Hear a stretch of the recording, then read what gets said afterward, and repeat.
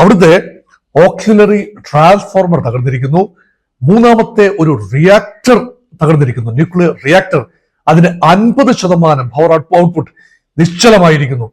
ആണവ വികിരണത്തിന്റെ തോത് നിയന്ത്രണ വിധേയമാണ് എന്ന് കൂടി ചേർക്കുന്നു. അത് IAEA ഇൻസ്പെക്ഷൻ പറയുന്നത് കാര്യമായ ആണവ ചോർച്ച ഉണ്ടായിട്ടില്ല. പക്ഷേ റഷ്യൻ ആണവ നിലയങ്ങൾ ആക്രമിക്കാൻ ഉക്രൈൻ തയ്യാറായിരിക്കുന്നു എന്നതാണ് ഇവിടുത്തെ പ്രത്യേകത. ഇവിടെ ഡൊണാൾഡ് ട്രംപ് പറഞ്ഞ ഒരു കാര്യമുണ്ട്.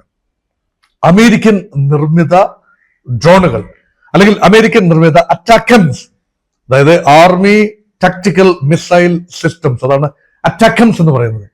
അങ്ങനെയുള്ള ചെറിയ ഹ്രസ്വദൂര മിസൈൽ സംവിധാനങ്ങൾ ഇനി ഡ്രോണുകളെ സംബന്ധിച്ചിടത്തോളം സ്വല്പം ദീർഘദൂര ഡ്രോണുകൾ 305 കിലോമീറ്റർ വരെ ദൂരം താണ്ടാവുന്ന ഡ്രോണുകളാണ് അറ്റാക്കംസ് വിഭാഗത്തിൽപ്പെടുന്നത്.